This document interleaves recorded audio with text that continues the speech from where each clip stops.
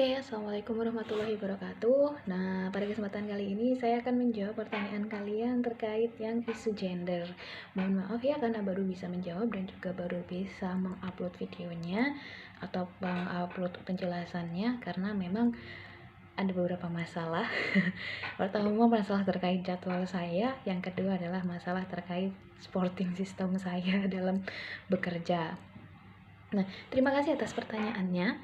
Dan pertanyaannya itu sangat hebat-hebat. Kenapa? Karena total ada 127 pertanyaan dari 4 kelas. Nah, yang mana kalau kita rata-ratakan 127 dibagi 4, which is almost 30 students asking a question about this gender issues to me ya.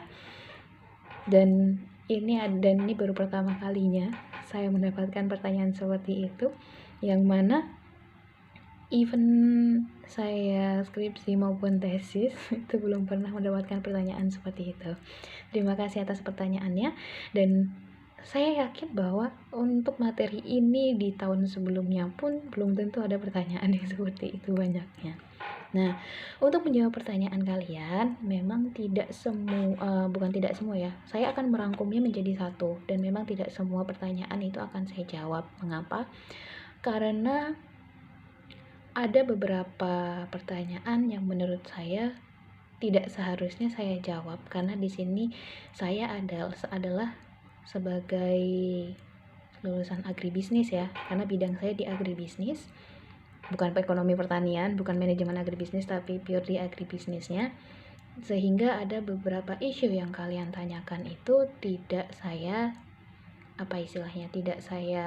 jawab, karena memang menurut saya itu bukan bidang saya dan saya takut salah menjawabnya. Karena apa? Karena video ini kan di-share, nanti kalau saya salah-salah jawab, kok ya sok pinter banget saya, gitu ya. Jadi memang akan saya rangkum jadi satu pertanyaannya. Jadi kalau memang ada pertanyaan-pertanyaan yang belum terjawab, saya mohon maaf, dan apabila memang jawaban dari saya memang kurang memuaskan, saya juga minta maaf, dan akan menjadi akan menjadi kritik ke saya, dan juga akan menjadi masukan untuk mata kuliah PLK di bagian isu gender ini. Jadi masukan untuk perkuliahan atau bahan kuliahnya gitu ya. Nah, kenapa kalau saya tidak menjawab semuanya, sedetail-detailnya? Sebenarnya kalau kalian mau tahu, sistem yang saya gunakan ini tidak hanya saya gunakan di mata kuliah PLK saja. Untuk semester ini untuk UAS, perkuliahan UAS ini saya mengampu 3 mata kuliah. Dan as usual ya, mata kuliah yang lain itu adalah mata kuliah untuk semester 1. Sama, pertanyaannya juga banyak, namun karena memang pertanyaannya itu hanya terkait dengan materi kuliah dan memang terkait dengan yang bidang keilmuan saya, jadi bisa saya jawab satu-satu. Bisa ditanyakan sendiri ya ke adik kelasnya. Cuman kalau yang ini, karena memang PLAK sendiri itu merupakan mata kuliah yang baru buat saya, jadi tidak semua memang bisa saya jawab. Nah, yang saya jawab ini hanya terkait dengan pertanian maupun fokus di agribisnisnya saja. Gitu ya. Jadi saya mohon maaf dulu. Oke, yang pertama, hal yang harus kita pahami adalah pada dasarnya isu gender itu merupakan isu yang memang sudah ada sejak zaman setelah Perang Dunia Kedua pun, karena isu gender itu merupakan salah satu bagian dari isu terkait hak asasi manusia. Jadi bukan berarti di Indonesia ini sebenarnya bukan hal yang baru, bahkan di Indonesia pun bukan hal yang baru sebenarnya, karena memang banyak sekali konferensi-konferensi yang dilakukan untuk membahas terkait isu gender ini, terutama isu gender adanya ketimpangan ataupun perbedaan perlakuan terhadap perempuan dan juga anak perempuan. Hanya saja memang yang harus kita pahami terkait isu gender ini merupakan isu yang belum bisa atau tidak bisa dibahas dengan bebas di orang awam. Nah, ketika saya kuliah pun di alma mater saya itu memang ada suatu departemen atau program studi tersendiri yang mempelajari terkait gender. Jadi ada suatu departemen atau kita kenalnya program studi ya. Ada program studi yang namanya ilmu keluarga dan konsumen. Nah, di situ di ilmu keluarga, disitulah kita membahas terkait dengan gender, terkait dengan penelitian-penelitian di gender. Jadi memang isu gender itu bukan merupakan isu bagi orang awam. Dan isu gender itu memang tidak dibahas oleh orang awam. Karena apa? Karena setiap orang itu memiliki pandangannya tersendiri terkait dengan isu gender. Dan memang kita tahu bahwa Indonesia itu adalah suatu negara yang sangat beragam dari budaya, agama, suku, dan rasnya juga. Nah, pandangan mereka terkait dengan gender pun itu beragam. Sehingga kita tidak bisa membahas gender itu secara bebas tanpa melihat latar belakang dari siapa yang kita ajak diskusi ataupun kita ajak kita ajak untuk berbicara. Nah, itu ya terkait dengan isu gender bagi orang awam. Nah, saya sendiri pun tidak bisa dibilang bahwa saya mengerti terkait dengan gender. Saya hanya mengerti terkait dengan gender isu gender di pertanian. Dalam artian di bidang pertanian kita tidak bisa membeda-bedakan atau mengelompokkan bahwa ini khusus untuk perempuan, ini khusus untuk laki-laki gitu. Jadi memang khusus untuk di agribisnis itu sendiri. Nah, seperti itu tadi, kenapa kita memang tidak bisa membahas isu gender itu dengan orang awam atau orang yang memang tidak berkecimpung di dunia gender.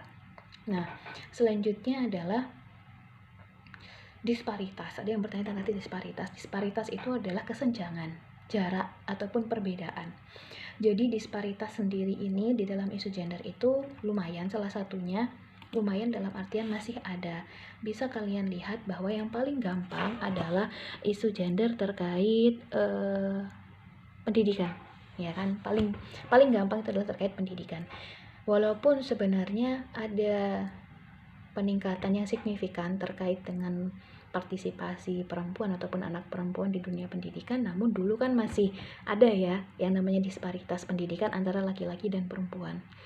Dan sejujurnya itu pernah juga terjadi pada saya. Ada sedikit pengalaman pribadi pada saya bahwa kenapa seorang perempuan harus sekolah tinggi.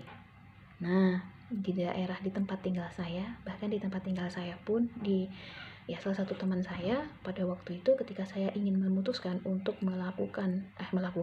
mengenyam pendidikan S2, satu hal yang disampaikan adalah ngapain sekolah tinggi-tinggi sampai S2, mau jadi apa? Nah, kata yang muncul seperti itu merupakan salah satu bentuk dari yang namanya disparitas gender. Setiap gender, baik itu laki-laki maupun perempuan, itu memiliki hak untuk mengenyam pendidikan pada tingkatan yang sama. Ya, kalau laki-laki bisa sampai dengan S3, bisa menjadi profesor, begitupun juga dengan perempuan. Maksudnya seperti itu ya. Tidak adanya kesenjangan itu maksudnya seperti itu. Jadi kita tidak membedakan apakah ini untuk laki-laki ataukah ini untuk perempuan. Nah, di situ juga bisa menjawab pertanyaan kalian yang terkait dengan ada beberapa pekerjaan di bidang pertanian yang khusus untuk laki-laki karena itu pekerjaannya berat. Ada juga di situ kejadian adalah ada pekerjaan berat yang dilakukan oleh perempuan karena laki-lakinya lemah.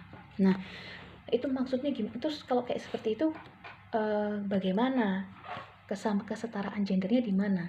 Pada intinya yang harus dipahami, yang namanya kesetaraan gender itu adalah kita tidak membeda-bedakan mana pekerjaan untuk laki-laki dan mana pekerjaan untuk perempuan.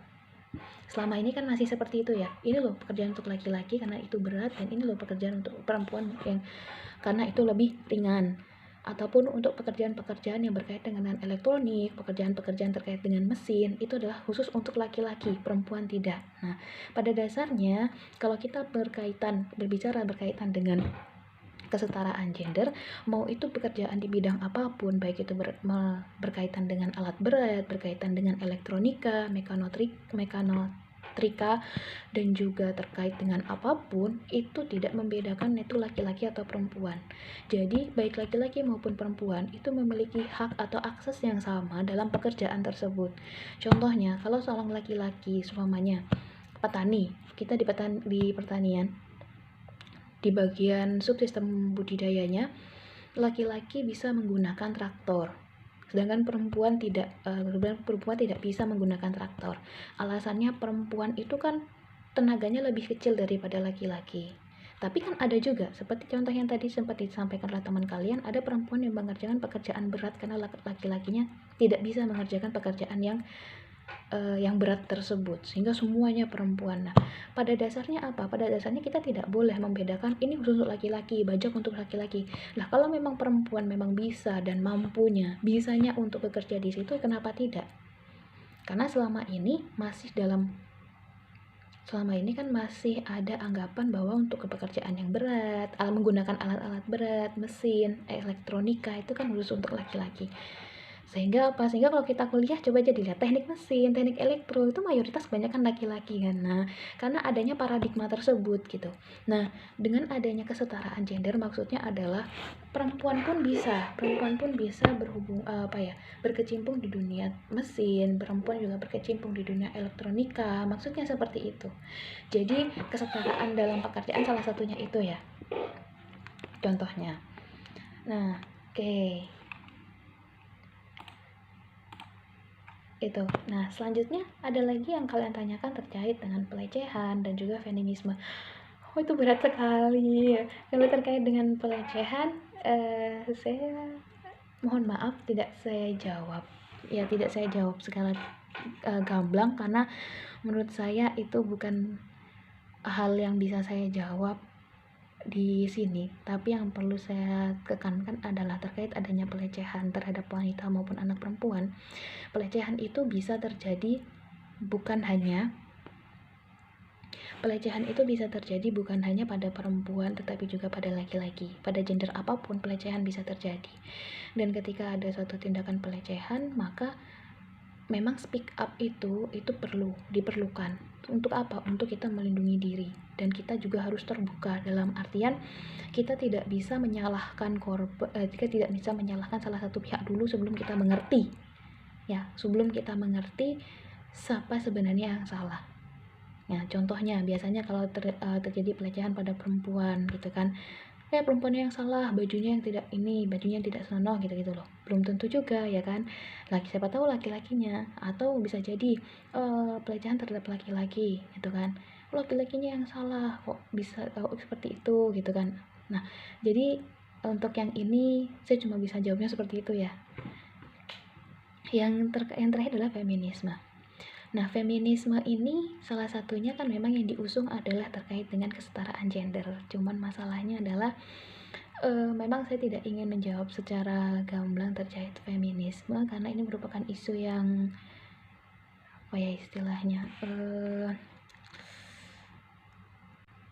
terkait isu yang sensitif juga gitu ya.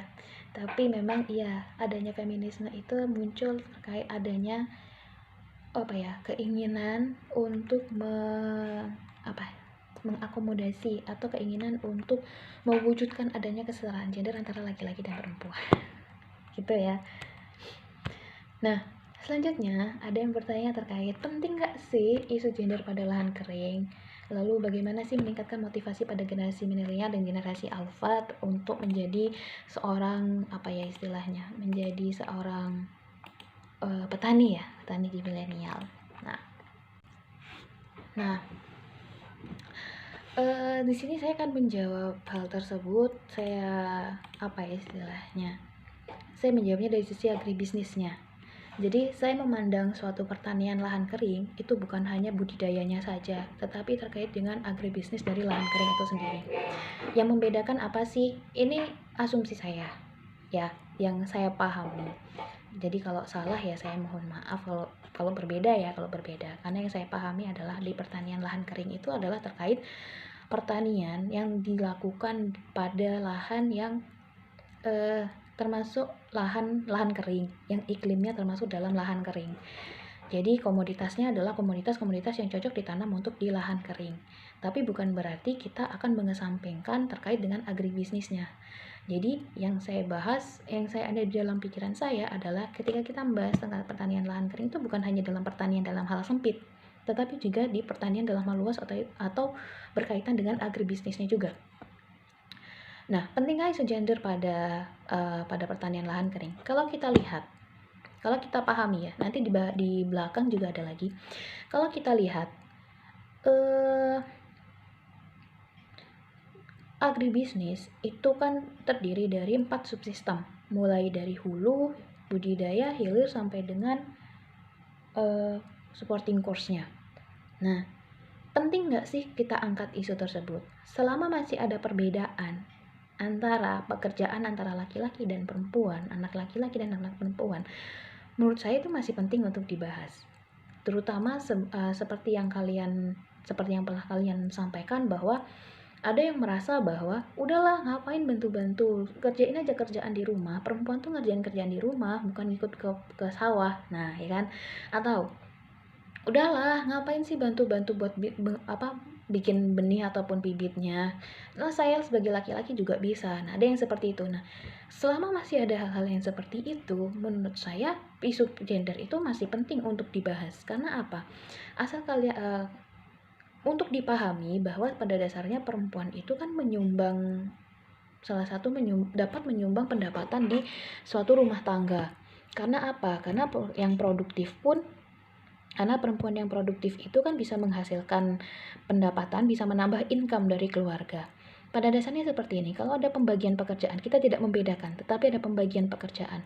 Ketika laki-laki fokus pada budidaya, mulai dari menanam, mencangkul, dan segala macam, dan ketika perempuan fokus pada pembenihan dan pembibitan, itu kan akan lebih efektif dan efisien.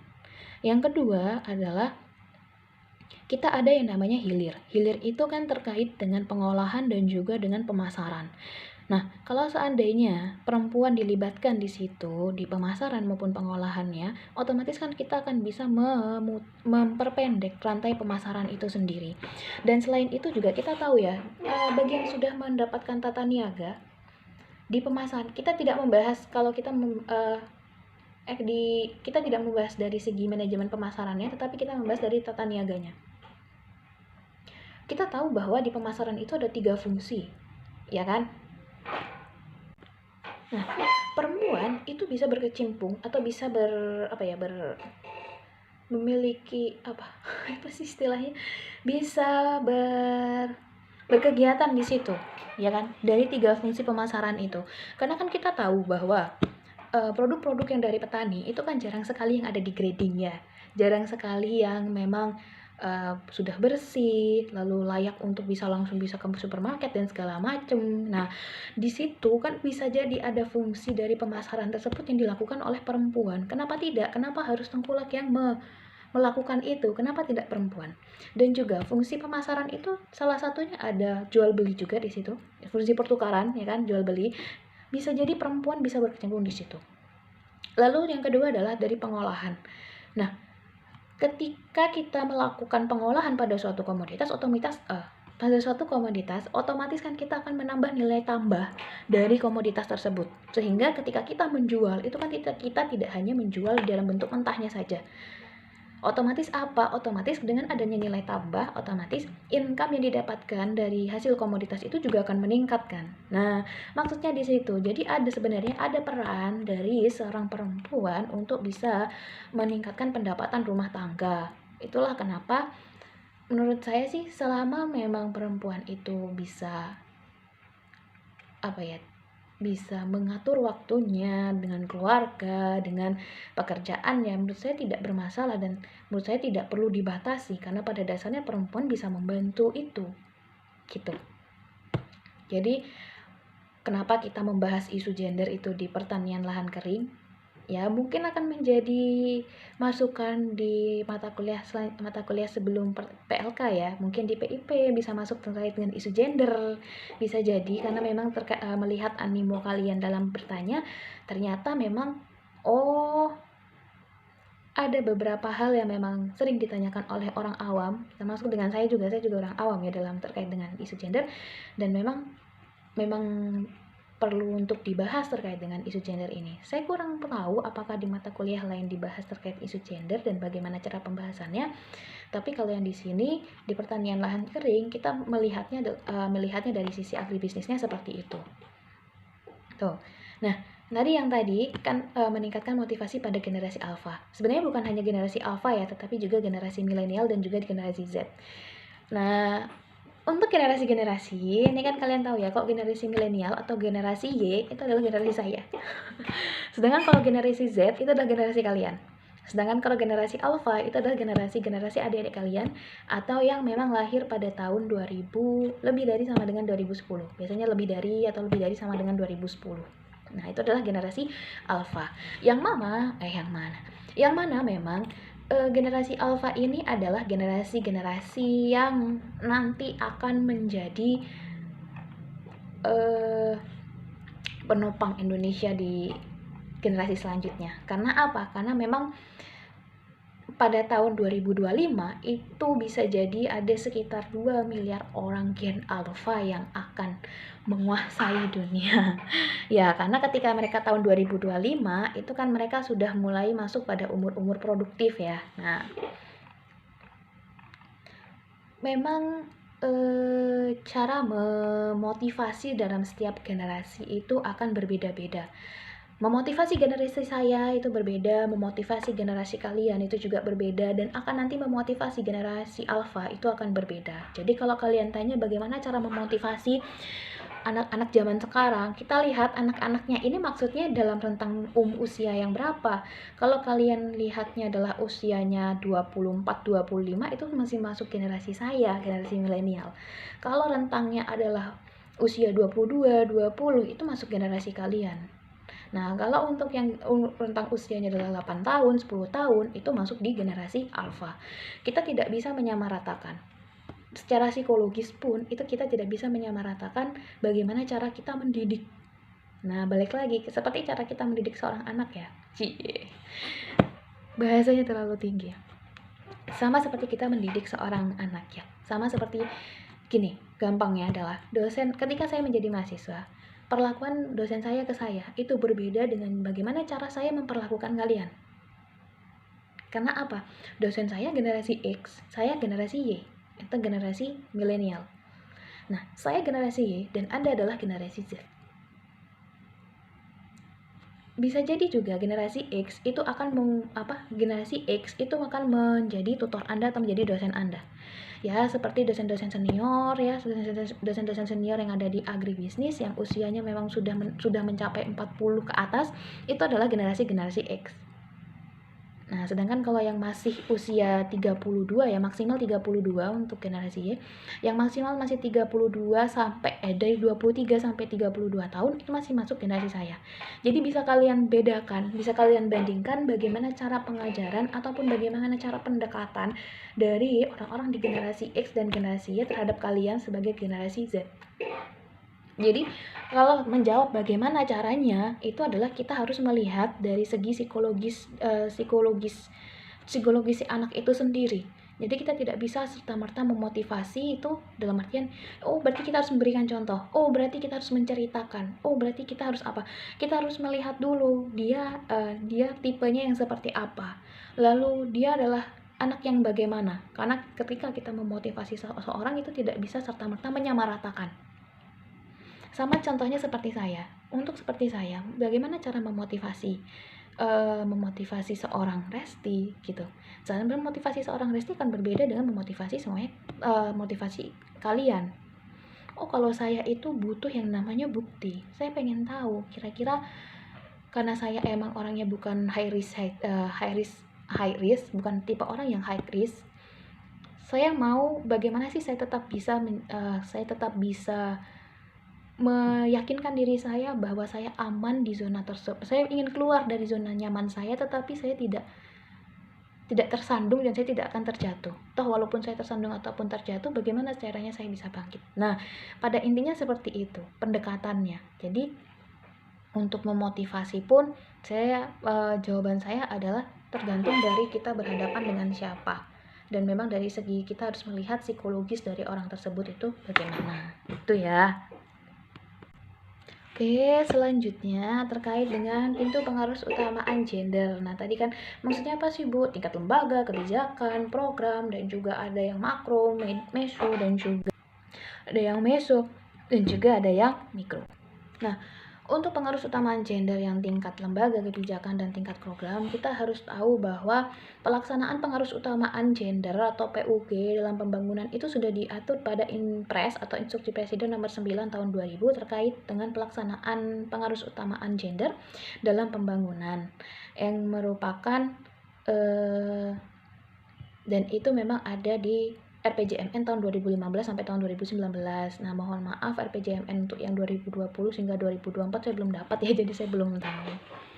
Nah, pada dasarnya pengarus utamaan gender itu merupakan salah satu arus utama yang harus dilaksanakan dalam pembangunan, di samping dengan pembangunan sustainable development dan juga good governance. Ya, di sini kita tahu bahwa pada dasarnya pemerintah itu ingin adanya istilahnya tidak ada perbedaan ya terkait dengan gender ini. Itulah kenapa harus adanya suatu pengarus utamaan gender. Nah, maksudnya tingkat lembaga, kebijakan, dan program ini seperti apa? Jadi harus ada suatu kesatuan, harus ada suatu integrasi antar lembaga terkait dengan gender, terkait dengan peran gender di situ. Jadi memang setiap lembaga itu harus memiliki suatu aturan atau harus menjunjung tinggi yang namanya kesetaraan dalam gender. Jadi bukan berarti harus dibeda-bedakan kalau yang jabatan ini harus laki-laki saja, ini perempuan saja, seperti yang saya bahas di awal sebelumnya ya. Yang saya bahas di sebelumnya itu. Maksudnya seperti itu. Nah, di tingkat kebijakan. Nah, kebijakan sendiri itu adalah setiap lembaga itu pasti memiliki kebijakan. Nah, kebijakan itu harus berkesinambungan dengan adanya kesetaraan dalam gender. Nah, program-program yang disusun untuk mendukung kebijakan itu juga harus harus sejalan dengan harus jalan dengan kesetaraan gender itu. Jadi maksudnya itu ya. Jadi pintu pengarus utamaan gender terkait di tingkat lembaga, kebijakan, dan program seperti itu. Setiap lembaga pemerintahan, baik itu kementerian ataupun non kementerian, itu kan pasti memiliki harus menjunjung yang namanya kesetaraan gender.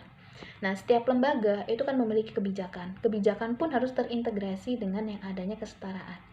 Nah, kebijakan-kebijakan tadi untuk berjalan, untuk bisa diimplementasikan kan ada program-programnya. Nah, program-program tadi itu harus juga berkesinambungan dengan yang namanya kesetaraan gender. Itu ya maksudnya. Bagi yang kurang mengerti maksudnya tingkat lembaga, kebijakan, dan program. Antar lembaga sendiri pun juga harus saling terintegrasi, harus saling mendukung terkait adanya kesetaraan gender. Nah, lalu ada juga di tingkat mikro, tingkat meso, dan makro. Nah, kalau di tingkat makro itu berarti di tingkat negara, dalam artian di tingkat makronya kita. Kalau kalian belajar makroekonomi gimana? Itu kan secara nasional ya. Nah, begitu juga dengan pintu pengarus utamaan gender itu ada secara nasional. Nah, ada tingkat makro bagaimana suatu pemerintahan Indonesia bisa bisa memiliki atau menerapkan suatu kebijakan maupun program-program yang memang bersejalan dengan kesetaraan gender. Itu di tingkat makro. Lalu di tingkat meso itu seperti apa? Di tingkat meso itu adalah turunannya, dalam artian di daerah-daerah. Nah, pada dasarnya semua kebijakan yang dibuat oleh pusat itu pasti akan turun ke daerah, baik itu kota maupun kabupaten. Nah, memang tidak bisa semua kebijakan itu pure langsung diimplementasikan karena memang terkait dengan adanya setiap daerah maupun setiap wilayah, kabupaten atau kota itu kan memiliki otonominya masing-masing. Dan memang untuk kebijakan-kebijakan itu memang tidak bisa, kebijakan di pusat memang tidak bisa langsung diterapkan secara 100% ya. Dalam artian seperti ini. Kita juga harus melihat terkait latar belakang wilayah atau daerah yang memang dituju itu sendiri.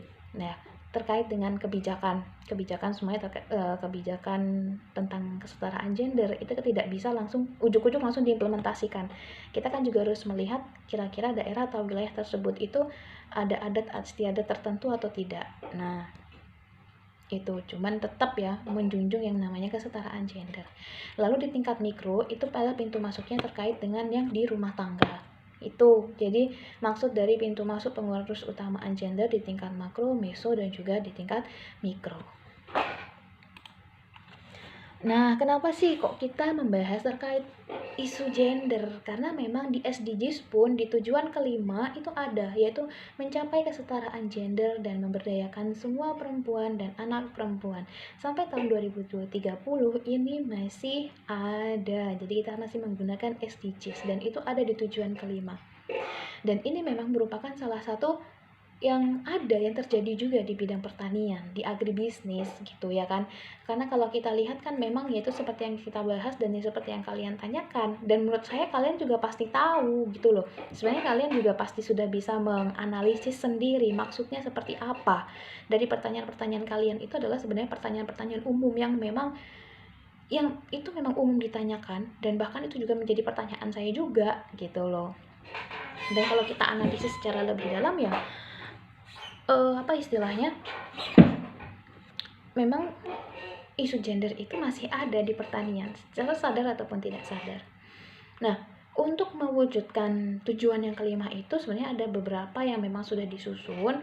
Kalian bisa lihat sendiri di webnya SDGs-nya Indonesia. Di situ ada untuk mencapai tujuan kelima, mencapai hal itu apa-apa saja maksudnya dan juga implementasinya. Nah, di sini ada 3 implementasi. Yang pertama, melakukan reformasi untuk hak yang sama bagi perempuan terhadap sumber ekonomi, juga akses terhadap pemilikan dan kontrol terhadap tanah dan bentuk properti lainnya, pelayanan finansial, warisan, dan sumber daya alam sesuai dengan hukum nasional.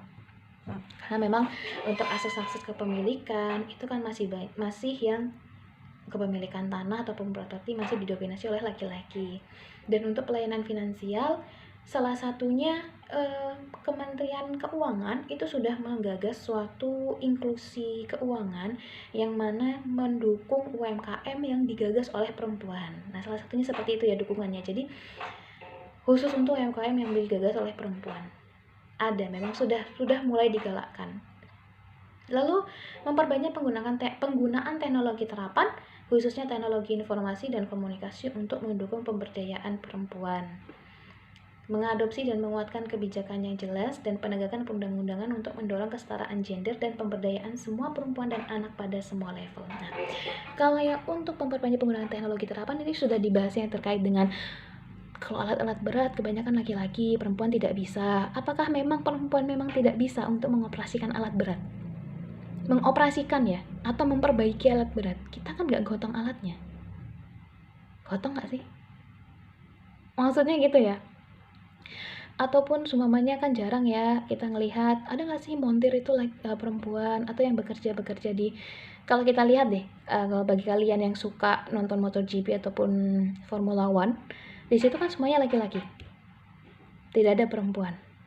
Nah, kenapa perempuan tidak bisa masuk ke dunia itu gitu? Kalau pembalap perempuan ada ya, ada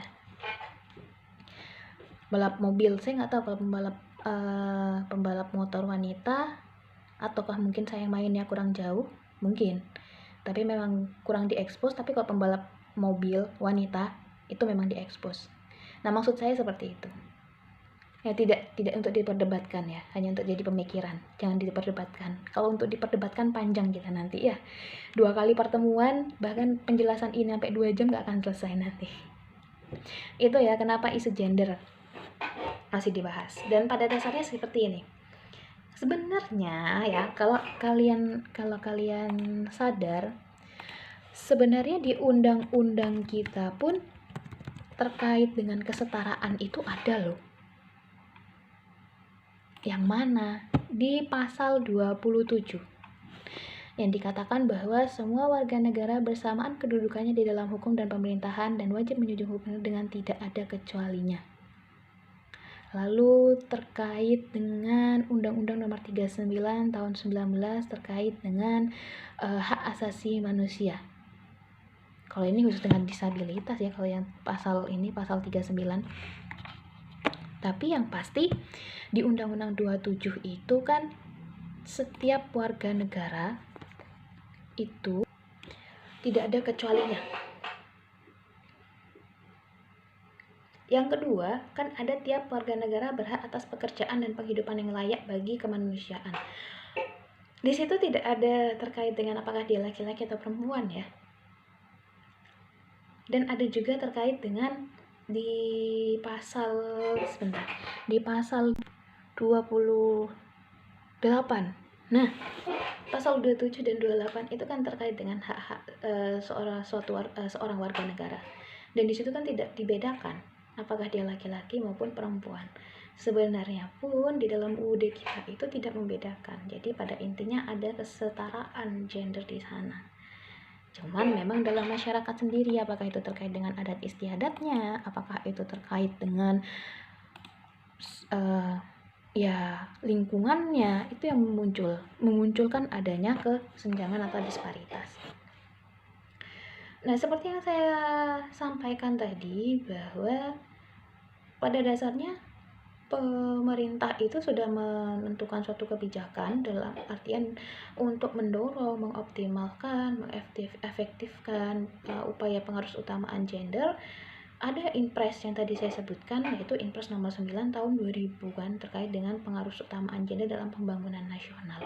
Yang mana amanatnya adalah dalam rangka meningkatkan kedudukan, peran, dan kualitas perempuan, serta upaya mewujudkan kesetaraan dan keadilan gender dalam kehidupan berkeluarga, bermasyarakat, berbangsa, dan bernegara, perlu melakukan strategi pengarus utamaan gender ke dalam seluruh proses pembangunan nasional. Pintunya dari mana? Dari lembaga itu nanti turunannya di kebijakan, dan kebijakan itu turunannya di program-program yang dilakukan oleh lembaga, baik itu lembaga secara nasional, di tingkat wilayah yaitu kabupaten atau kota, maupun di dalam rumah tangga itu sendiri, di tingkat mikronya. Dan untuk lebih jelasnya lagi juga terkait dengan pembentukan peraturan perundang-undangan parameter kesetaraan gender, itu memang ada suatu parameternya tersendiri.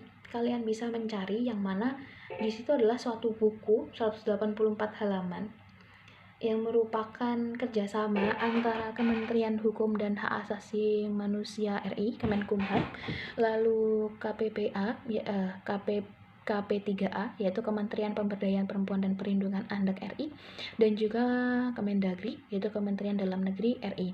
Di situ ada buku terkait dengan parameter kesetaraan gender dalam pembentukan peraturan perundang-undangan. Jadi memang dalam merumuskan suatu perundang-undangan terkait gender pun itu ada parameternya tersendiri. Baik itu mulai dari cara menyusunnya, lalu evaluasi, itu ada. Jadi silahkan aja kalau kalian mau berminat terkait dengan isu gender, kalian bisa cari parameter kesetaraan gender dalam pembentukan peraturan perundang-undangan. Nah, untuk terkait dengan gender sendiri pun memang ada kementerian yang membahas, kementerian yang mengayomi sendiri, yaitu ya KPPA tadi, KP3A tadi itu, yaitu Kementerian Pemberdayaan Perempuan dan Perlindungan Anak. Nah, di sini selanjutnya saya akan membahas terkait kesetaraan gender pada bidang pertanian. Nah, kenapa kok ada sih yang seperti ini? Karena memang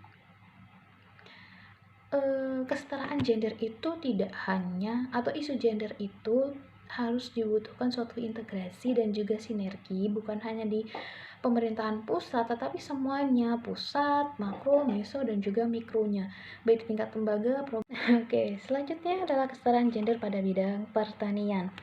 Nah, di sini sudah ada 6 hal terkait kesetaraan gender pada bidang pertanian. Itu memastikan hak tradisional kaum perempuan, termasuk hak anak, tidak dihilangkan dalam pemanfaatan sumber daya alam pertanian beserta hasil-hasilnya, memastikan akses yang setara untuk kaum perempuan dan kaum laki-laki terhadap informasi permodalan, pemanfaatan sarana dan prasarana, mengupayakan langkah-langkah menghindari konflik potensial, lalu mengupayakan peningkatan keterampilan perempuan, dan juga melatih mitra kerja di bidang pertanian, dan membantu kaum perempuan maupun laki-laki memahami pola tanam, sistem irigasi, dan juga produksi pertanian. Nah, itu ya salah satu hal yang memang menjadi nota kesepahaman antara Kementerian Pertanian dengan Kementerian Perlindungan Perempuan, Kementerian Pemberdayaan Perempuan dan Perlindungan Anak RI. Nah, kemarin pun ada suatu pertanyaan yang menarik terkait dengan, sebentar, saya cari dulu ya. Nah, terkait dengan program FAO yang terkait dengan kesetaraan, nah itu memang programnya itu yaitu diimplementasikan dengan nota kesepahaman yang dilakukan oleh Kementerian Pertanian dengan KP3A. Jadi bukan berarti bahwa Kementerian Pertanian itu tidak memikirkan terkait dengan isu gender ataupun kesetaraan gender. Hanya saja memang bisa jadi kitanya yang kurang update ya terkait hal tersebut ya, bukan berarti tidak ada. Jadi memang melalui sekolah lapangan pertanian di situ tadi sudah dijelaskan ya terkait dengan melatih mitra kerja di bidang pertanian dan juga membantu kaum perempuan maupun laki-laki memahami pola tanam. Nah, itu kan salah satunya tugas dari sekolah lapang itu sendiri. Bu, kenapa kok ada laki-laki juga? Namanya kesetaraan gender itu adalah kita tidak membedakan mana laki-laki dan mana perempuan. Mereka mempunyai hak yang sama untuk dapat baik itu pendidikan, pekerjaan, berpenghasilan, seperti itu ya. Jadi pemikiran terkait gender itu seperti itu. Lalu terkait dengan fakta dalam pertanian. Nah, fakta dalam pertanian ini kan ada yang bilang bahwa iya kok bisa makanan tersebut terbuang, gimana kalau kita sudah ngambil ternyata kita udah kenyang gitu loh. Pada dasarnya seperti ini. Kenapa kok ada negara-negara yang kelaparan, ada negara-negara yang kaya? Ya memang setiap negara itu kan saya nggak ngerti pertanyaan kalian tuh beneran kalian nggak ngerti atau memang ngetes pemikiran saya atau seperti apa. Kalau memang kalian ingin mendapat pemikiran dari saya dan mungkin bisa jadi kalian setuju atau tidak setuju, monggo silahkan. Tapi bagi saya setiap negara itu memang diberi suatu keberkahan, dalam artian ada negara yang memang memiliki sumber daya yang banyak seperti kita Indonesia, itu sumber daya alam kita tuh sangat melimpah, tetapi SDM-nya tidak bisa mengelola dengan baik sehingga SDM orang lain yang mengelola, sehingga kita tetap menjadi negara berkembang. Tapi katanya kita udah jadi negara maju ya menurut USA. Ada juga memang negara yang tercipta, mereka memang negara yang memang kurang berkembang dari segi sumber daya alamnya, dari segi sumber daya manusianya. Sehingga itulah munculnya adanya ketimpangan. Ketimpangan sendiri juga terjadi karena adanya sarana dan prasarana dan juga saluran distribusi yang memang tidak mendukung untuk mereka bisa menjadi negara yang maju. Lalu terkait dengan makanan. Kalau kita udah ngambil yang banyak atau kita udah ngambil merasa bahwa makanan ini cukup buat kita, tapi ternyata di tengah jalan kita udah kenyang, better you get it little than you get it too much. Jadi lebih baik kalian mengambil sedikit tapi mengambil lagi ngambilnya dikit aja, kalau kurang ngambil lagi, daripada ngambil ini kayaknya cukup nih gitu kan, tapi ternyata berlebih. Sebenarnya yang seperti itu tuh diri kita sendiri yang ngatur, bukan orang lain. Jadi kalau memang merasa bahwa kita nggak niat buat buang makanan, tapi ternyata kebuang juga.